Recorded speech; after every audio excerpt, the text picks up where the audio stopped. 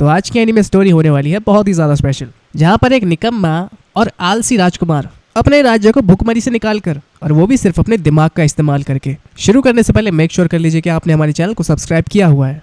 तो कहानी की शुरुआत होती है युवराज वेन सेलेमा आर्ब्लास्ट की सभा से। असल में वेन बहुत आलसी और निकम्मा लड़का है, लेकिन इस वक्त उसके पिता की तबीयत काफी ज्यादा नासाज है और उसके राज्य को उसकी जरूरत है, जिसके चलते ऑफिशियल्स उसके पास आकर कहते हैं हमारे राज्य को आसपास के राज्यों ने घेर लिया है, तो राजकुमार आप ही बताएं अब हम क्या करें, नात्रा की रक्षा किस तरह करें। तो वीन कहता है मुझे लगता है कि आप सब सीनियर्स हैं और अगर ये फैसला आप लोग लेंगे तो इसमें हमारे राज्य का ज़्यादा भला होगा। आखिर हम सबका गोल तो एक ही है। क्या बात है राजकुमार, आपकी बातों से लग रहा है आप बड़े हो चुके हैं, आप सब जा सकते हैं। लेकिन उनके जाते ही वेन रोने लगता है और फ्रस्ट्रेशन से चिल्लाते हुए कहता है मैं इस राज्य को बेच देना चाहता हूँ। असल में वो कोई काम नहीं करना चाहता और सारे काम दूसरों को सौंप देना चाहता है। इस देश का भला तो भगवान खुद भी आकर नहीं कर सकते, तो हम क्या कर लेंगे। तो नाइम ने कहा तुम्हें एक युवराज होते हुए ऐसे शब्दों का इस्तेमाल नहीं करना चाहिए। क्या फर्क पड़ता है, अगर इस छोटे से राज्य को कौन ही बचा सकता है, जहाँ पर 5 लाख लोग तो रहते हैं लेकिन पूरे साल सिर्फ सर्दियाँ ही रहती है। अब हमारे पास पैसे भी नहीं बचे, कोई भी दूसरा राज्य आकर एक चुटकी में हमें ख़त्म कर देगा और भागने का टाइम भी नहीं मिलेगा। मैं इसे बेच देना चाहता हूँ, जिसके बाद मैं रिटायर हो जाऊँगा और पैसा ही पैसा होगा मेरे पास। जिस बीच प्रिंसेस फलाइना अंदर आ जाती है और अपने पिता की तबीयत के अच्छे होने की खबर देती है। तो वेन कहता है क्या तुम नहीं जानती कि पड़ोसी राज्य मार्डन हम पर हमला करने की फिराक में है। उनकी ज़मीन के नीचे वैसे भी सोने की खदान है और उनका राजा भी भ्रष्टाचारियों से मिला हुआ है, इसलिए मुझे पूरी तरह लगता है कि वो ज़रूर सबसे पहले हम पर हमला करेगा। लेकिन आप उसे ऐसा नहीं करने देंगे ना राजकुमार, हम सबको तलवार उठानी पड़ेगी, हम मिलकर उसका सामना करेंगे।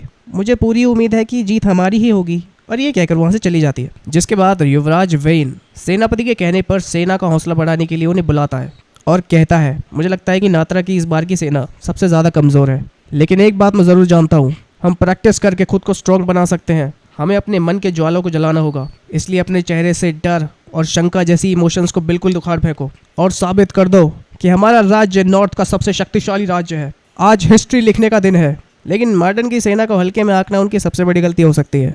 वो जानते हैं कि नादरा वाले बहुत कमज़ोर दिल वाले हैं और अगर जीतना है तो उन्हें कीड़ों की तरह मसलना होगा और इस मिट्टी को खून से लाल करना होगा। और इसी के साथ युद्ध शुरू होता है। मार्डन की सेना अटैकिंग मोड में आगे बढ़ती है और सीधे सेंटर की तरफ हमला करती है। आज पहली बार नात्रा वाले इतने जोश में लड़ रहे थे कि खुद युवराज हैरान रह गया। तभी सेनापति अंदर आता है और कहता है मुझे लगता है युवराज आपकी स्पीच काम कर गई। वेन ने कहा आपको याद ही होगा कि एम्बेसडर ब्रैंडल को हमने पिछले महीने बुलाया था और ये शर्त रखी थी कि उनकी इंपीरियल सेना के बदले हम उनके राज्य को राशन देंगे, और उन्होंने खुशी खुशी एक्सेप्ट कर लिया और आज उनकी सेना के टैक्टिक्स हमारे पूरे काम आ रहे हैं। इस बीच खबर मिलती है कि मार्टिन की सेना ने सेंटर की ओर से हमला करना शुरू कर दिया है, ना जाने नात्रा के सेना वाले, और अगर ऐसा ही होता रहा तो जल्दी हमारी पूरी सेना का नाश हो जाएगा। दुश्मन सेनापति अर्जियो जानता था कि नात्रा पलटवार जरूर करेगी, जिसके लिए वो खुद हमला करने के लिए उतर जाता है ताकि सीधा राजकुमार को अपने कब्जे में ले सके। राजकुमार हमें यहाँ से निकलना होगा। अर्जियो अपनी सेना के साथ राजकुमार के पीछे पड़ जाता है। वेन के पास और कोई चारा नहीं था, इसलिए वो रास्ते में अपना घोड़ा रोक के खड़ा हो जाता है। उसे तो लगा था कि आज तो मैं गया जान से, लेकिन सही टाइम पर नाइम ने अपनी सेना को लाकर उसके बचा लिया। वो अपनी तलवार से दुश्मन के टुकड़े कर देती है और अर्जियो का हाथ भी काट डालती है और उससे कहती है तुम सेनापति हो ना, अभी के अभी सरेंडर कर दो। लेकिन वो एक लड़की के हाथों कैसे सरेंडर कर सकता था, इसलिए नाइम उसका सर धड़ से अलग कर देती है और उसके लोगों से उसके सर को उठाकर वापस ले जाने को कहती है। अब लड़ाई खत्म हो चुकी थी। शाम को जो मीटिंग होती है उसमें ऑफिशियल्स कहते हैं कि अब मार्टिन की सेना तो उनके कब्जे में आ चुकी है, तो क्यों ना अपने राज्य की सीमा को और ज़्यादा आगे बढ़ाया जाए और उनकी ज़मीन को कब्जा लिया जाए। राजकुमार आपको बस एक ऑर्डर देना है। लेकिन वेन बेचारा सोच रहा था कि ये सारे बड़े फैसले मेरे ऊपर क्यों छोड़ देते हैं, आखिर ये लोग मुझे राजा क्यों समझने लगे हैं। वेन खड़ा होता है और कहता है मुझे आप सभी का ऑफर अच्छा लगा, लेकिन उनकी पूरी सेना को कब्जे में लेके और सारे राशन पानी को लेके हम उनके लोगों को भूखा नहीं मार सकते। इसलिए एक जगह है जहाँ पर हम कब्जा कर सकते हैं, जो है उनकी सोने की खदान। और ये सुनकर सबकी आंखें फटी रह जाती हैं। इसके बारे में तो किसी सोचा ही नहीं था। ये सुनते ही सारे ऑफिशियल्स आपस में बहस करने लग जाते हैं, जिसे देखकर वेन सोचता है आखिर मैंने ऐसा क्या कह दिया जो ये लोग आपस में बहस करने लग गए। मुझे लगता है कि ये मेरे खिलाफ ही जाएंगे। मैंने तो सोचा ही नहीं कि इससे हमारे देश का नुकसान भी हो सकता है। मैंने बिना सोचे समझे कुछ ही बोल दिया, लेकिन कोई बात नहीं, इनके सामने एक्टिंग करता हूँ। अगर ये ना भी कहेंगे तो ना सुनने की तो मुझे आदत वैसे ही है। ये लोग मुझे ऐसे क्यों देख रहे हैं। ऑफिशियल्स कहते हैं युवराज हमने बहुत सोचा और ये फैसला लिया है कि हम जिरेन माइल्स पर अटैक करेंगे। हम आपके फैसले के बिल्कुल साथ हैं। युवराज की जय हो। इसके बाद नाइन वेन से आगे का प्लान पूछती है, लेकिन फिलहाल वो सिर्फ आराम करना चाहता है। जब नाइम ने जिद की तो उसने कहा तुम मुझे बहुत परेशान करती हो। चलो पहले बिल्ली की आवाज़ निकाल कर दिखाओ, तब मैं आगे कुछ प्लान बताऊंगा। वैसे पिछली कुछ लड़ाइयों में हमारा काफ़ी नुकसान हुआ है, शायद हमें थोड़ा और इंतज़ार करना चाहिए। वैसे भी माइन आज हमारी होने ही वाली है। सुबह के वक्त वो दोनों देखते हैं कि गोल्ड माइन पर कब्जा किया जा चुका था। अब वहां से जितना ज्यादा सोना हो सके निकाल लिया जाएगा। लेकिन वेन को लगता है कि मार्डन अब शांत नहीं बैठने वाला। तभी कमांडर लार्करम उनके रूम में आता है और कहता है, युवराज माइनर्स का सरपंच आपसे मिलने आया है, जिसका नाम पेरेंट होता है। वो अंदर आकर वेन को कुछ डॉक्यूमेंट्स देता है, जिसे पढ़ते ही वेन की आंखों में चमक आई। इसी बीच हम मार्डन के राजा फुशात्रे को देखते हैं, जो कि गोल्ड माइन खोने के बाद काफी ज्यादा गुस्से में था। उसका एक जनरल होलोनी कहता है, महाराज हमले के अलावा और कोई हमारे पास चारा नहीं बचा है, इसलिए जनरल ड्रावोट को सेना लेकर मात्रा की ओर भेज देना चाहिए। जब नाइम वेन को सोते हुए देखती है तो उसे नई पॉलिसीज पर काम करने के लिए कहती है। तो वेन बोला, क्या फायदा हुआ हमारा गोल्ड माइन पर कब्जा करने का, खामखा इतनी मेहनत की।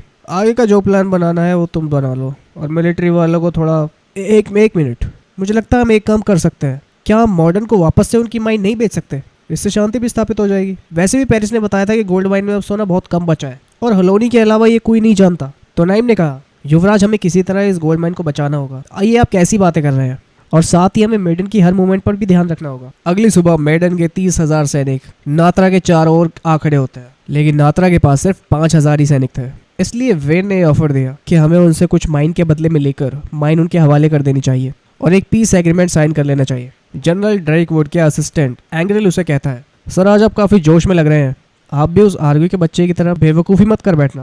पहली बात तो तुम मुझे उससे कंपेयर मत करो, और हाँ उस नए युवराज का क्या नाम है, वो खुद को ज़्यादा शाना समझता है ना, देख लेंगे उसे भी। लेकिन थोड़ी देर बाद उसे पता चलता है कि उनका प्लान उनके ही खिलाफ जाने वाला था। जिसके बाद हम रॉयल ट्यूटर ग्लैडियस को देखते हैं, जो प्रिंसेस फलाइना को बता रहा होता है कि मार्टिन के पास 30,000 सैनिक होने के बावजूद वो हमारे राज्य में नहीं घुस पाएंगे, क्योंकि पहाड़ी रास्ता ही कुछ इस तरीके का होता है कि एक साथ बड़ी सेना लेकर टेरिटरी में घुसना लगभग नामुमकिन होता है। और राजकुमार वेन ने बाकी सारे रास्तों को बंद करवा दिया था। इसी बीच ड्रेवुड के सैनिक ये खबर देते हैं कि माइन से होता हुआ एक रास्ता नात्रा की ओर खुलता है। ये सुनते ही उसने कहा, बहुत बढ़िया, यही तो मैं चाहता था।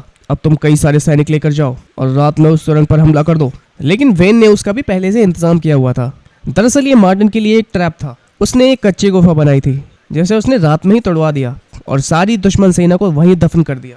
और ये खबर मिलते ड्रेकवुड पागल सा हो गया। उसे यकीन नहीं हो रहा था कि कोई उसका इतना बेवकूफ कैसे बना सकता है। उसकी बदले की आग और ज्यादा बढ़ती जा रही थी। वहीं अगले दिन ये खबर मिलती है कि नात्रा ने मार्टिन में घुसपैठ कर दी है और रातों रात उनके सारे कैंप्स को जला डाला। ड्रेवुड को यकीन नहीं हो रहा था कि ये सब एक दिन में कैसे हो गया। अचानक उसके पैरों के नीचे की धरती कांपने लगती है। तो मानने को तैयार नहीं था कि हम 5,000 सैनिकों से कैसे हार गए। उसने कहा, उस वेन के बच्चे ने मुझे हल्के में लिया है, जाओ सभी हेडक्वार्टर से सेना बुला के लाओ ताकि हम पलटवार कर सके। सुबह तक सब कुछ तहस नहस हो चुका होता है और ड्रेवुड की आंखों के ठीक सामने नात्रा अपना पहला कैंप लगा देता है। ड्रेवुड की आवाज और उसकी शक्ल देखकर बिल्कुल समझ आ रहा था कि वो कितना ज्यादा फ्रस्ट्रेट हो चुका है। जो इस वक्त सबसे ज्यादा खुश था वो था युवराज वेन, क्योंकि उसका ये प्लान काम कर गया। नाइन कहती है, हम लड़ते हुए काफी दिन हो चुके हैं और मार्टिन की सेना भी कमजोर पड़ती जा रही है। मुझे लगता है वो जल्दी हार मान लेंगे। हाँ बिल्कुल ठीक कहा, अब उनके पास इसके अलावा कोई चारा भी नहीं बचा। नाइम अब ये युद्ध भूमि देख देख कर थक चुकी है। वो रिलैक्स करना चाहती है, एक लग्जरी हॉट वाटर बाथ लेना चाहती है। इसी बीच एक जनरल उनके कैंप में आता है और बताता है, युवराज मार्डन से आपसे कोई मिलने आया है, जो कि था आर्मी कमांडर लोगन। वो अंदर आते ही सबसे पहले तो ये कह देता है कि मैं जो भी कहूँगा जनरल ड्रेवुड की तरफ से कहूँगा। युवराज वैसे मानना पड़ेगा, आपके पालतू पिल्ले है तो काफी दमदार। वेन चाहता है कि वो इधर उधर की बातें ना करके सीधा टॉपिक पे आए। असल में लोगन शांति का प्रस्ताव लेके आया है, लेकिन उनके कुछ रूल्स हैं, जैसे वेपन्स को सरेंडर करना और माइन के एरिया को खाली करवाना, और सबसे जरूरी मार्डन गोल्ड माइन में अपना हिस्सा चाहता है। उनकी बातें सुनकर लगता नहीं कि वो लोग शांति चाहते थे। लोगन बोला, देखो प्रिंस, मैं आपको एक फ्रेंडली एडवाइस देना चाहता हूँ। अगर आपको सच में ऐसा लगता है कि आप थोड़ा सा दिमाग चलाकर इस कमजोर सेना को लेकर हमसे जीत जाओगे, तो ऐसा बिल्कुल नहीं है। अपने साथ नौकरों को रखना,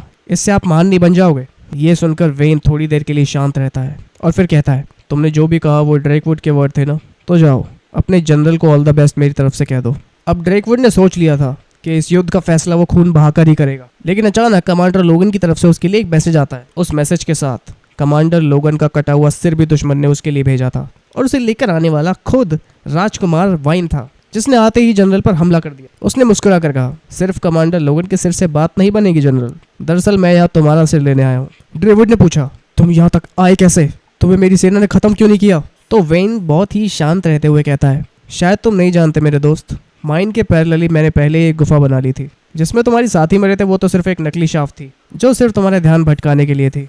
इसका मतलब तुम हर टाइम मुझे अपनी उंगलियों पर नचा रहे थे। ड्रेवो जैसे ही गुस्से में वेन को मारने के लिए अपनी तलवार उठाता है और उसे वहीं काट डालता है। असल में ये बात कोई नहीं जानता था कि वेन ने ऑफिशियल मिलिट्री एकेडमी से ट्रेनिंग ली हुई थी और वो वहाँ का एक टॉप स्टूडेंट था। नात्रा में हर तरफ अब जश्न का माहौल होता है। हर कोई इस लंबी लड़ाई के बाद हासिल करी गई विक्ट्री की बातें कर रहे होते हैं। वो वेन को एक हीरो समझने लगे हैं। नाइम उससे कुछ बात करना चाहती थी, इसीलिए वो वेन को बाहर की ओर ले आती। मार्डन में हमारे जासूस ने अभी एक खबर दी है। दरअसल कैवरन के राज्य ने मार्डन पर हमला करके उसे अपने कब्जे में ले लिया है। किंग फुस्टरे मर चुका है। युवराज आप जहाँ पर शांति स्थापित करना चाहते थे वो राज्य ढह चुका है। साथ ही उसने कहा, और हाँ युवराज, पेरेंट ने हमें ये खबर दी है कि गोल्ड माइन अब कुछ काम की नहीं थी। क्या तुम सच कह रही हो? ये करना तुमने कुछ अच्छी बात। अब मैं चैन की नींद सो पाऊंगा। लेकिन उसके जाने से पहले नाइन ने उसे 10 काम गिनवा दिए, जिनसे परेशान होकर वेन बेचारा दोबारा से अपने राज्य को बेचने की बात करने लगता है।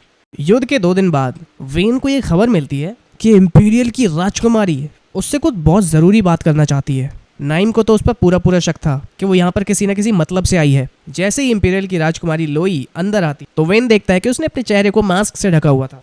नात्रा का युवराज होने के नाते वेन उसका स्वागत करता है। लोई अर्थवर्ड के मैनेजर ने बताया, स्वागत के लिए शुक्रिया युवराज। हमारी प्यारी सी राजकुमारी अपना हाथ आपके हाथों में देकर आपसे शादी करना चाहती है। ये सुनकर सभी शौक रह जाते हैं और जैसे ही लोई ने अपना मास्क उतारा तो उसका सुंदर चेहरा देखकर वेन की आंखें फटी रह जाती। लेकिन वेन जानता था कि ये सब एक जाल है। आखिर लोई खुद को इतना बड़ा चढ़ाकर कैसे दिखा सकती है? तो नाइम उससे कहती है, वो तुम्हारे साथ ही बचपन में एकेडमी में पढ़ती थी ना, तुम दोनों एक ही थाली के चट्टे बट्टे हो। वैसे अगर तुम दोनों की शादी हो जाए तो ये काफी इंटरेस्टिंग चीज होगी। क्या ये तुम क्या बात कर रही हो? हाँ माना वो सुंदर है, लेकिन उसके इस ऑफर के पीछे कोई भी ट्रैप हो सकता है। और वैसे ही बचपन से जब मैंने उसके साथ टाइम बिताया है, मैंने सिर्फ मुसीबतें ही देखी है। वो जरूर यहाँ पे कुछ ना कुछ लेने आई है। वेन ने लोई के लिए शाही दावत का इंतजाम किया। मुझे लगा था कि तुम एक लंबे सफर के बाद थक चुकी होगी। और जहाँ तक रही हम दोनों की शादी की बात, तो मुझे अभी तक समझ नहीं आया कि इंपीरियल की राजकुमारी ने मुझ में ऐसा क्या देखा। ये मैं जानना चाहूँगा। और रहने भी दो युवराज, आपकी बहादुरी के चर्चे चारों ओर गूंज रहे हैं और एक औरत होने के नाते ये सुनकर कोई भी लड़की आपकी तरफ अट्रैक्ट तो होगी। हालांकि मेरे बड़े भाई ने मुझे यहाँ आने से मना किया था, लेकिन आपकी बहादुरी के किस्से मुझे यहाँ पर खींच ही लाए। वेन को उसकी बातों पर शक हो रहा है। वो किसी तरह उसका यहाँ पर आने का राज ढूंढ निकालना चाहता है। वेन लोई को स्पेशल नात्रा नटार पहनाने वाला था, जिसके लिए उसने लोई के रूम में शाम के टाइम 3 पेटियां भिजवाई। लेकिन लोई पता लगा लेती है कि उसके अंदर वेन खुद छुपा हुआ था। लोई कहती है, तुम अभी तक नहीं सुधरे ना वेन, वही एकेडमी वाली शरारतें तुम्हारी अभी तक जारी हैं। जब नाइन लोई को इंपीरियल की राजकुमारी कहकर पुकारती है तो लोई कहती है, ओहो अब इतनी भी फॉर्मेलिटी मत करो, तुम मुझे मेरे नाम से पुकार सकती हो। इसी बीच एम्बेसडर ब्रैंडल भी उस रूम में आ जाती है। दरअसल लोई ने ब्रैंडल को फॉरेन सर्विसेज की तहकीकात करने के लिए रखा हुआ था। डिनर के टाइम लोई नाइम को बचपन वाली बातें याद दिलाने लगती है, जब नाइम ने खेल खेल में उससे एक बार झूठ कह दिया था। लेकिन जब उसने माफी मांगी तो लोई उसे अजीब तरीके से हक करने लगी। वेन कहता है, ये इंपीरियल फैमिली भी नमूनों से भरी पड़ी है। वैसे अभी तक तुमने अपनी शादी के प्रपोजल का रीज़न नहीं बताया। वैसे वेन, अगर मैं तुम्हें सच बताऊं तो मैं चाहती हूँ कि तुम हमारे एम्पायर पे कब्जा कर लो। क्या एम्पायर पे कब्जा? हाँ, क्योंकि मेरे तीनों भाइयों ने अभी से गद्दी के पीछे लड़ना शुरू कर दिया है और मैं नहीं चाहती कि वो आपस में लड़के मर जाएं। इसीलिए मुझे लगा कि क्यों ना अपने खास दोस्त से मदद ले ली जाए। वेन अचानक से उसे अपना फैसला नहीं बता सकता था, इसलिए उसने कुछ समय का टाइम मांगा। जब वेन और नाइम वापस लौट रहे होते हैं तो रास्ते में वो लोई के प्रपोजल के बारे में बातें कर रहे थे। अचानक वेन को याद आया, कुछ दिन पहले उसने नात्रा में नोटिस किया था कि कुछ अजीब वेपन्स को लोग इधर उधर पहुंचा रहे थे, जो कि काफी सस्पिशियस था। तभी उन दोनों की नजर पड़ती है अचानक से ननाकी पर, जिसे फलाइना ने नाइम को बुलाने के लिए भेजा था। फलाइना को चिंता है कि अगर वेन की शादी हो जाती है तो उसे एक साइड पटक दिया जाएगा और कोई उस पर ज्यादा ध्यान नहीं देगा। तो वेन कहती है, तुम्हें अपने भाई के बारे में इतना सब नहीं सोचना चाहिए। वो अपनी छोटी बहन से बहुत प्यार करता है, तो मुझे नहीं लगता कि शादी के बाद वो बदलेगा। अचानक फलाइना ने पूछ लिया, मुझे तो लगा था कि वो तुमसे ही शादी करेगा। देखो फलाइना, ये मुमकिन नहीं है। मुझे इस राज्य की ज्योति को प्रज्वलित करने के लिए रखा गया है और यहाँ की रानी बनकर मैं अपनी ही ड्यूटीज के खिलाफ नहीं जा सकती। ऐसा सिर्फ मुझे लगता है, लेकिन तुम चिंता मत करो, मैं हमेशा वेन के दिल में रहूंगी। मुझे लगता है तुम्हें जाकर पढ़ाई करनी चाहिए। फिर हम शाम के समय लोई और नाइम को एक साथ हॉट बात में देखते हैं। वो दोनों इस वक्त अपनी एकेडमी के दिनों को याद कर रही थी। वहाँ पर ब्रैंडल भी होती है। दरअसल एकेडमी के दिनों में उनके ग्रुप में 2 लोग और हुआ करते थे, ग्लेन और स्ट्रैंग। एक बार किसी ने नाइम को चैलेंज किया था, जिस दिन नाइम ने उसे खूब धोया। उसके बाद लोई के साथ नाइम का भी रोला स्कूल में जम गया था। जिसके बाद हम वेन को फलाइना के साथ बात करते हुए देखते हैं। फलाइना कहती है कि फिलहाल ग्लाडियस उसे एम्पायर की हिस्ट्री के बारे में बता रहा है। वेन ने कहा, कमाल है, बढ़िया। तो आज हम बात करेंगे एन टैगल की। जो कि हमारा पड़ोसी राज्य है। एक बार एंटागल का राजा इतना पागल हो गया था कि वो नॉर्थ से लेकर साउथ तक सारे राज्यों को अपने कब्जे में लेने की कोशिश कर रहा था, जिसके लिए उसने बाकी पड़ोसी देशों की एक स्ट्रॉन्ग अलायंस बनाई ताकि वो साउथ के सबसे बड़े राज्य को निपटा सके। लेकिन उसके बाद एंटागल ने उनके साथ धोखेबाजी की। एंटागल ने एंटी एम्पायर टेरिटरी का साथ ना देके उनको एम्पायर के साथ मिलकर खत्म करवा दिया। इसलिए ईस्ट में सिर्फ एम्पेरियल का रूल चलता है। जीत के बाद एंटागल को महाराज घोषित कर दिया था। जिस तरह एंटांगल का राजा शार्लटन महान राजा कहलाया, दूसरा राजा उसका बेटा था, लेकिन वो अपने पिता जितना सक्षम नहीं था। इसी बीच एक गार्ड उनके रूम में आता है और कहता है, युवराज, ये सस्पिशियस हथियार में नीचे से मिला है, जो कि नातरंग का बिल्कुल नहीं लगता। दरअसल एक बार लोआ ने वेन को देखकर कहा था, वेन, मुझे तुम्हें देखकर जलन होती है। क्या? मुझे देखकर जलन होती है? मुझे तो लगा था कि तुम मेरे गुड लुक्स को निहारती रहती हो। वैसे अगर जलन होती भी है तो तुम करी क्या लोगी? हाँ, मैं जानता हूँ तुम्हारे दादा परदादा धोखेबाज थे, तुम भी तो उन्हीं का ही खून हो ना। दरअसल जो तुम महसूस कर रही हो वो तुम्हारी फैमिली से रिलेटेड नहीं है, बल्कि तुम्हारे एम्पायर का कल्चर और वहाँ की सोच है। देखो, पहले लोग हाथों से खाया करते थे, लेकिन आज हमारे पास फोक्स और चम्मच है। अगर मेरी मानो तो तुम भी युद्ध का आरंभ कर सकती हो। तुम लड़की हो तो क्या हुआ, बदलाव तो ज़रूरी है ना, किसी न किसी को तो पहला स्टेप लेना ही पड़ेगा। लेकिन इसमें जब उसने वेन की मदद मांगी तो वेन ने साफ इनकार कर दिया।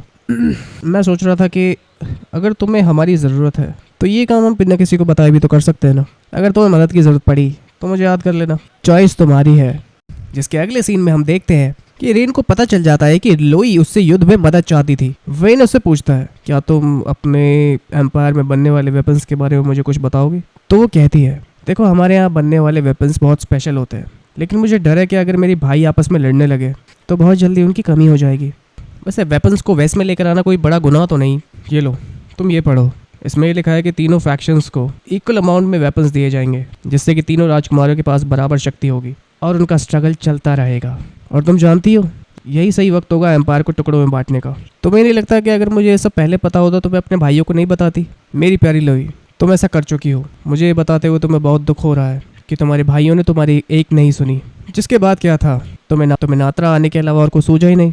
ओह, तो तुम मेरा प्लान जान चुके हो। हाँ, लेकिन ऐसा करके तुमने ठीक नहीं किया। अपनी जान को दांव पर लगाकर तुमने एम्पायर के रिबेलियन को खतरे में डाल दिया है। तभी लोई मार्कस एंड्रिगल का जिक्र छेड़ देती है और कहती है, तुम मार्कस की धोखेबाजी के बारे में तो जानते ही होगे। मैं जानती हूँ कि जब भी हमारा राज्य खतरे में होगा तो सबसे पहले वो मुझ पर ही हमला करेगा। और मेरे यहाँ आने का एक रीज़न ये भी था कि उस हमले से तुम मेरी रक्षा करोगे। और मैं ये जानती हूँ कि तुम मुझे धोखा नहीं दे सकते, वो भी नाइम की वजह से। क्योंकि अगर तुम हारे तो नाइम को वेस्ट में भेज दिया जाएगा। वहाँ पे उसके जैसी फ्लेम्स के साथ कैसा बर्ताव होता है वो तो तुम जानते ही होगे। अब तो तुम मेरा प्लान जान ही चुके हो। तुम्हें बस मार्कस से मेरी रक्षा करनी है। वैसे मैंने तुम्हें बताया नहीं, लेकिन मैंने मार्कस को एक लेटर भेजा था। मैंने तो उससे यही कहा था कि हमारे जो मेहमान हैं वो नात्रा से जल्दी मैनोर की ओर निकलने वाले हैं। और तभी वो होता है जिसका उन दोनों को डर था। वेन से मिलने के लिए खुद जेरल एंगल आता है, जो कि ग्रेनहा एंगल का बेटा है। उसे देखकर वेन बोला, मुझे माफ़ करना, हम मेहमानों के साथ ऐसा बर्ताव नहीं करते, लेकिन आपको अचानक यहाँ देखकर शायद मेरे गार्ड शॉक हो गए थे। कोई बात नहीं राजकुमार, मैं तो यहाँ अपने दिल की राजकुमारी को लेने आया हूँ। लोई तुम्हारी ही पास है ना? लेकिन वो कहीं दिखाई नहीं दे रही। क्या वो मेरे साथ छुपा छुपी खेलना चाहती है? वहीं ग्रेनिश मार्केट सोच रहा था, इस गधे के बच्चे को नात्रा जाने के लिए किसने कहा था? अब हमें फिर से वेन के अगले मूव का वेट करना पड़ेगा। वेन अपना सर पकड़ के परेशान हुआ जा रहा था कि गिनार्ड का यहाँ पे आने का मतलब क्या है। नाइम को गुस्से में देखकर वो बोला, हाँ, मैं समझता हूँ वो इम्पीरियल का उत्तराधिकारी है और मुझे गुस्सा नहीं करना चाहिए। तब नाइन उसकी गोद में आकर बैठ जाती है और कुछ सोचने लगती है। वेन जानता है कि ग्रेनाश एंटांगल जल्दबाजी में डिसीजन लेने वाला आदमी नहीं था। उसे लगता है कि अब लोई नात्रा और एंटांगल को लड़वाकर उसका फ़ायदा उठाने की सोच रही होगी। वैसे भी वो अपने मतलब के लिए उस सुअर जैसे बंदे से शादी भी कर सकती है। अब उसके दिमाग में क्या चल रहा है ये कौन जाने। वो एम्पायर की एम्प्रेस बनने के लिए कुछ भी कर सकती है। नाइम ने कहा, अगर उसने हमारी मदद ली तो उसका प्लान सक्सेस हो जाएगा, लेकिन अगर उसने किसी तरीके से ग्रेनेड को फांस लिया तो मुझे नहीं लगता कि एंटांगल नात्रा पे कभी हमला करेगा। शाम को जब सब डिनर कर रहे थे तो वेन गैरल्ड की बड़ी बड़ी तारीफ करनी शुरू कर देता है, जैसे कि उसे मक्खन लगाने की कोशिश कर रहा हो। वेन ने लोई से कहा, राजकुमारी, आप काफ़ी किस्मत वाली हैं। मुझे लगता है अब आपको अपनी एंगेजमेंट की तारीख बुक कर ही देनी चाहिए। हाँ बिल्कुल राजकुमार, वैसे भी आप तो हमारे साथ है ही ना। उन दोनों की बातें सुनकर गैरल समझ गया कि वो दोनों एक दूसरे को पहले से ही जानते थे। जब गैरल को पता चला कि एकेडमी में वेन तलवारबाजी भी करता था तो वहीं पर खड़ा होता है और उसे चैलेंज कर देता है, क्या कहते हो दोस्त, आज देख ही लेते हैं तुम्हारी तलवारबाजी। और फिर क्या था, वो दोनों सभा के बीच में ही तलवार लेकर खड़े हो जाते हैं। रूल सिंपल था, जिसकी तलवार हाथ से पहले छूटी वो हार जाएगा। और वेन के सामने दो मुसीबतें थी, पहला तो वो हार नहीं सकता था और दूसरा वो गैरल की इमेज भी खराब नहीं कर सकता था। इसलिए वेन पहले तो धीरे धीरे से लड़ना शुरू करता है, लेकिन अचानक गैरल उसके ऊपर गिर पड़ा जिससे बचने के लिए वेन उस पर हमला करता है और उसकी तलवार नीचे गिर जाती है। उसने देखा कि सभी ताली बजा रहे थे ताकि ये मैच ड्रॉ हो जाए, पर गैरेल्ट का बच्चा हार कहाँ मानने वाला था। वो चिढ़ के मारे अपनी तलवार उठाता है और सीधा भाग पड़ता है वेन की ओर। वेन बचने के लिए उसके रास्ते से हट जाता है, लेकिन वो मोटा इतनी स्पीड में था कि वो गेट तोड़कर बालकनी से ही नीचे गिर गया। सभी उसे देखने के लिए जल्दी से आगे आते हैं। नाइम उसकी धड़कन चेक करती है और कहती है राजकुमारी तो टपक गया। वहीं उसके मरने की खबर उसके पिता को भी लग जाती है, लेकिन फिलहाल वो बात करने की सिचुएशन में नहीं था। मार्कस बोला, मुझे पता करके बताओ कि वहाँ पर एग्जैक्टली हुआ क्या था। क्या वो सच में एक एक्सीडेंट था या फिर मेरे बेटे को मारने का प्लान। तभी उसे याद आता है कि वेन ने लोई के बारे में उसे पहले से एक लेटर भेजा हुआ था। उसे उन दोनों पर पूरा शक था कि दोनों की मिली भगत थी। शाम को बात लेने के बाद बेरस्टिल राजकुमारी से कहती है, मुझे लगता है हमें वापस लौट जाना चाहिए। राजकुमारी, आप यहाँ पर सेफ नहीं है। लोई ने बेरस्टिल को गले से लगा लिया और बोली, तुम मेरी सच्ची दोस्त हो। एक सच्चा दोस्त ही दोस्त के मन की हालत जान सकता है। देखो, तुम्हारी बात तो सही है। अगर मैं नात्रा में रहती हूँ तो मेरी जान को खतरा है, लेकिन मेरी जान से भी ज़्यादा ज़रूरी कुछ और चीज़ है, जो है एम्पायर की शांति, और उसके लिए मैं अपनी आखिरी सांस तक का जोर लगा दूंगी। वेन नाइम से बोला, ये गैरेल्ट के बच्चे का इस तरह मर जाना, राजकुमारी लोई का यहाँ पर आना और मेरा लेटर भेजना, इससे लोग क्या समझेंगे? कुछ नहीं राजकुमार, लोग समझेंगे कि ये सब सोची समझी साजिश थी। यही तो सबसे बड़ी मुसीबत है ना। उस भद्दे इंसान को मरने की क्या ज़रूरत थी? उसको मरने के लिए मेरा महल ही मिला था क्या? मैं तो सिर्फ लो और गैरेल्ट को एक साथ लाना चाहता था। लेकिन एक मिनट नाइम। इसी बीच कोई उनका दरवाज़ा खटखटाता है और कहता है, राजकुमारी लोई आपसे मिलना चाहती हैं युवराज। हाँ, मुझे भी उससे मिलना है। लोई को देखकर उसने कहा, आइए आइए, आपके लिए तो हमारा दरवाज़ा हर टाइम खुला है। लोई बोली, मैं अब सिचुएशन को और मैस अप नहीं करना चाहती। मैं हार मानती हूँ वेन। अब मैं एम्पायर के खिलाफ बने गठबंधन को तोड़ डालना चाहती हूँ और मुझे तुमसे उम्मीद है कि तुम इसमें मेरा साथ दोगे वेन। जिसके बाद वेन प्लान करना शुरू कर देता है और कुछ दिन बाद ही वेन अपने साथ 4 बॉडीगार्ड्स को लेकर सीधे एंटेंगला पहुंचता है, और वो भी ग्रैंड की लाश को लेकर। उसे देखते ही मार्कस आग बबूला उठा और बोला, तुम्हारी यहाँ आने की हिम्मत कैसे हुई? लेकिन वेन बैठकर उसके साथ प्यार से बात करना चाहता था। वेन कहता है, देखो, हम सब और राजकुमारी लोई भी तुम्हारे रेबेलियन के प्लान के बारे में अच्छे से जानते हैं, लेकिन तुम्हें चिंता करने की जरूरत नहीं है, क्योंकि गैरेल्ट तो मर ही चुका है। तो इस हाल में अगर मार्कस चाहे तो बचने के लिए एक काम कर सकता है, सारा इल्जाम जेरल पर डाल दे कि उसी ने जबरदस्ती करके रिबेलियन का प्लान बनाया था, जिससे कि मार्कस के दुश्मन भी कम हो जाएंगे और वेन का काम भी हो जाएगा। और मार्कस मेरे दोस्त, अगर तुम ऐसा करते हो तो मैं एम्पेरियल वालों से कह दूंगा कि वो तुम्हें जुर्माना लेकर छोड़ दे और कोई सज़ा ना सुनाए। जब वेन अपने बॉडीगार्ड लूकास से बात कर रहा होता है, तभी लूकास अचानक से कहता है, युवराज, आपको नहीं लगता यहाँ पर कुछ ज़्यादा ही शांति है? तभी वेन को सिचुएशन पर शक होने लगा और अचानक कई सारे गार्ड्स ने आकर उन्हें घेर लिया। वो तो अच्छा हुआ कि वेन ओल के अटैक से बच गया, वरना आज वो गया था समझो। जब वेन उसे बातों में फंसाने की कोशिश कर रहा था, तभी ओल उस पर दूसरा हमला भी कर देता है। इसी बीच वेन उससे कहता है, मैं जानता हूँ मेरे दोस्त, तुम लोग मार्कस की सगे बनकर उसी को धोखा दे रहे हो, लेकिन चिंता मत करो, ऐसा ना हो इसलिए मैंने अपने एक वफादार को लॉकर के पास छोड़ दिया था, जो थी फलाने की पर्सनल बॉडीगार्ड ननाकी। इससे पहले कि ओल के साथी महाराज मार्कस को लूट कर उसे मार पाते, ननाकी आकर उसे शॉक कर देती है और जान से मार देती है। लेकिन ओल वेन को मारने के लिए उतावला हुआ जा रहा था, इसलिए वेन ने चालाकी से जहरीला चाकू बताकर उसकी तोर कुछ फेंका और चालाकी से उसका एक हाथ काट डाला। लगता है तुम खुद को ज़्यादा ही शातिर समझते थे, चलो फूटो यहाँ से। उनके जाने के बाद लूकास ने कहा, युवराज, मुझे लगता है मार्कस ने हमारी बात नहीं मानी और वो हमारे पीछे ज़रूर आएगा। और उसका कहना बिल्कुल ठीक था, क्योंकि मार्कस अपनी पूरी सेना को लेकर उन 5 के पीछे पड़ जाता है। लेकिन आगे जाकर जब मार्कस ने नात्रा की सेना को ढेरों की तादाद में देखा, तो उसकी आंखें फटी रह जाती है। दरअसल वेन जानता था अगर वो मार्कस से सामने से लड़ने जाएगा तो उनकी हार पक्की थी। और यही नहीं, वेन ने लोई और उसकी सेना को भी पीछे से तैयार रखा हुआ था, ताकि मार्कस का बच्चा कहीं भागकर ना जा पाए। जिसके बाद हम सीधे चलते हैं लोई की सभा में, जहाँ पर मार्कस के चेहरे पर बचने की कोई उम्मीद नहीं थी। वो सोच रहा था, इस वक्त सब मेरे खिलाफ है, आखिर मुझे क्या करना चाहिए। वो अचानक से खड़ा होता है और पूछता है, मुझे अभी तक समझ नहीं आया है कि युवराज वेन यहाँ पर क्या कर रहा है और इसने एम्पायर के किंगडम में अपनी सेना लाने की जरूरत कैसे की। तभी वहाँ पर खड़ा इम्पीरियल का गवर्नर जवाब में कहता है, महाराज, शायद आप नहीं जानते कि नात्रा के सैनिक इम्पीरियल में ट्रेनिंग शुरू करने वाले हैं, तो फिर उनका यहाँ होना तो नेचुरल सी बात है ना। इस वक्त मार्कस को समझ नहीं आ रहा था कि वो क्या बोले। दरअसल वेन की एक स्पेशलिटी थी कि वो हर खतरे को पहले से ही प्रेडिक्ट कर लेता था, और यहाँ भी उसने अपने जीनियस माइंड का इस्तेमाल करके नाइम को पहले ही इम्पीरियल एम्बेसडर के पास भेज दिया था, ताकि वो साथ में मिलिट्री ट्रेनिंग ज्वाइन कर सके। असल में ये सारी प्लानिंग तो वेन पैलेस में एंटर करने से पहले ही कर चुका था। अब मार्कस के पास माफ़ी मांगने के अलावा और कोई चारा नहीं होता, इसलिए वो राजकुमारी लोई के आगे रहम की भीख मांगने लगता है। जिसके बाद हम लोई और नाइम को एक साथ बात करते हुए देखते हैं। लोई कहती है, अब मैं एम्पायर वापस लौटकर वेन के साथ एंगेजमेंट का प्लान कैंसिल कर दूंगी। लेकिन ये कहते हैं उसका हाथ तेजी से कांप रहा था और उसकी चाय भी गिरने वाली थी। नाइम उसे शांत करते हुए कहती है, रहने दीजिए राजकुमारी जी, आपके कपड़े खराब हो जाएंगे। लगता है आपके मन में कुछ और है और ज़ुबान पे कुछ और। जब नाइम ने कहा कि उसे लगता है कि लोई वेन को पसंद करती है, तो लोई का चेहरा शर्म से लाल पड़ जाता है। और वो नहीं बता पाते कि उसका एंगेजमेंट कैंसिल करने का रीज़न क्या था। इसके बाद लोई और वेन शाम को मिलते हैं। लोई वेन से पूछती है, मुझे समझ नहीं आया कि तुमने मार्कस को पकड़ने के लिए इतना खतरनाक प्लान क्यों बनाया, जबकि हम चाहते तो उसे मिलकर किडनैप कर सकते थे और उसे वहीं पर टॉर्चर कर सकते थे। तब वेन कहता है, लोई असल में मार्कस को फिजिकली नहीं बल्कि मेंटली टॉर्चर करना चाहता था। और शायद तुम एक बात भूल गई कि सालों पहले मैंने तुम्हें प्रॉमिस किया था कि जब तुम्हें मेरी ज़रूरत पड़ेगी मैं तुम्हारा साथ ज़रूर दूंगा। उस शाम लोई उसी प्रॉमिस को सोचते हुए नात्रा से विदा ले लेती है, जहाँ वो सोचती है कि उसने अपनी एंगेजमेंट इसलिए कैंसिल की क्योंकि वो वेन की बहुत ज़्यादा इज्जत करती है और उसकी और नाइम की रिलेशनशिप केमिस्ट्री को ख़राब नहीं करना चाहती। उसे देखकर काफ़ी अच्छा लगता है कि उसने नाइम के साथ कभी भी स्लेव जैसा व्यवहार नहीं किया। इसका मतलब वो नाइम को दिल से चाहता है। अगली सुबह वेन और नाइम को कैवरिन में स्पिरिट फेस्टिवल अटेंड करने के लिए जाता हुआ देखते हैं।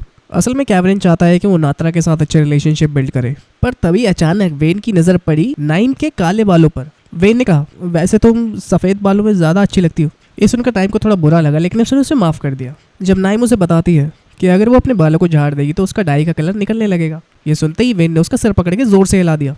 असल में कैवरिन वेस्ट का हिस्सा है जहाँ पर फ्लेम्स के साथ अच्छा व्यवहार नहीं किया जाता, और नाइम नहीं चाहती थी कि वेन उसके चक्कर में कोई खतरा मोल ले। वहीं पढ़ाई के बाद फलाइना ग्लैडियस से स्पिरिट फेस्टिवल के बारे में पूछती है, तो ग्लैडियस उसे लवाटिया रिलीजन के बारे में बताता है, जो कि वेस्ट का सबसे फेमस रिलीजन है और स्पिरिट फेस्टिवल हर साल में स्प्रिंग में मनाया जाता है। असल में लवाटिया नाम के रखवाले ने कैवरिन को एक बार डीमंस से बचाया था। तभी रास्ते में अचानक लूकास वेन को बताता है, युवराज हम जल्द ही ज़लात गोल्ड माइन पहुंचने वाले हैं। शाम को वहाँ का ठेकेदार बताता है कि जो भी तोड़फोड़ युद्ध के दौरान हुई थी वो अब रिपेयर हो चुकी है, और खुशखबरी ये है कि माइनिंग के दौरान उन्हें कई सारी और नई सुरंग भी मिली। ये सुनते ही वेन के मन में लड्डू फूटने लगते हैं। इसी बीच वेन जनरल हागर की बात छेड़ देता है, जिसने रिसेंट युद्ध में महायोद्धा की तरह अपने राज्य को युद्ध जिताया था, लेकिन फिलहाल वो अपने गांव में रहकर ही खेती बाड़ी करता है।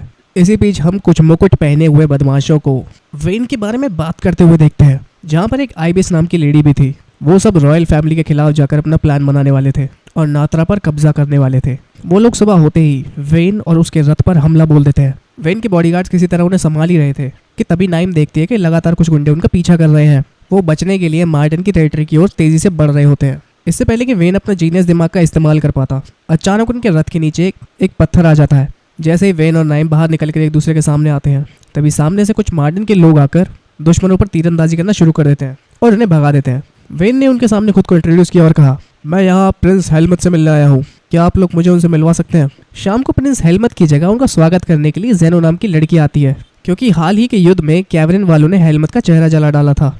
जेनो वेन से जानना चाहती है कि वो यहाँ पर किस मकसद से आया है। तो वेन ने कहा, दरअसल हम कैवरिन की ओर ही जा रहे थे, सोचा आप मॉडर्न होते चलते हैं। ये सुनते ही जेनो अपनी तलवार बाहर निकालकर उसकी गर्दन पर रख देती है। तो वेन शांति से मुस्कुराता है और कहता है, एक बात बताओ, तुम्हें मुझे मारकर मिलेगा क्या, क्योंकि बिना किसी मदद के तुम कैवरिन से वैसे भी नहीं जीत पाओगे। शायद तुम्हें नहीं पता है तो मैं बता दूं, उन लोगों के पास 20,000 सैनिक है और ये तुम 2-3 हज़ार सैनिक लेकर उनका सामना कर पाओगे। हम लोगों पर जिनने अटैक किया था, मुझे लगता है वो कैवरिन के ही आदमी थे। हालांकि मैं इसका रीज़न नहीं जानता कि वो लोग नात्रा से क्या चाहते हैं, लेकिन अगर तुम मुझसे प्यार से पेश आओ और हमारे साथ कैवरिन चलो तो मैं लिबरेशन आर्मी के साथ दोस्ती करने के बारे में सोच सकता हूँ। तुम जानती तो होगी कि फेस्टिवल में होली लाइट्स भी आते हैं, हम उनके साथ इंटरेक्ट करके उनसे दोस्ती बढ़ा सकते हैं। जेनो को वेन का ये ऑफर पसंद आया। अगली सुबह वेन और बाकी सब कैवरिन की कैपिटल ट्रिस्टोरिया पहुंच ही जाते हैं। जब कैवरिन ल्यूकास और बाकी गार्ड्स के साथ आगे बढ़ रहा होता है, तब उसके साइड से लेवर्ट नाम का एक गार्ड गुजरता है, जो उनके मुंह पे नात्रा की बेइज्जती करके सीधा निकल जाता है। लेकिन वेन ने नोटिस किया कि उसके साथ जो गार्ड था उसके उसी हाथ में चोट लगी थी जिस दुश्मन को कल मार्डेनियन आर्मी ने एरो मारी थी। किंग ऑर्डालास वेन को देखकर काफी ज्यादा खुश हो जाता है और उससे सीधा कमेटी मेंबर से मिलाने के लिए बात करने लगता है। वहीं पर जेनो कैवरिन के एक गार्ड को जब जान से खत्म करने वाली थी तो नाइम ने उसे रोका और साइड में ले आई। दरअसल ये वही इंसान था जिसकी वजह से जेनो ने अपने पिता को खोया था और उसकी शक्ल देखते ही उसका खून खौल उठता है। लेकिन नाइम ने कहा कि ये वक्त होश से काम लेने का है। ऑर्डालास वेन को बाकी सब होली लाइट से मिलाता है और सबके सामने घोषणा कर देता है कि वेन सेलेमा एल्बस्ट होली लाइट के नए मेंबर है।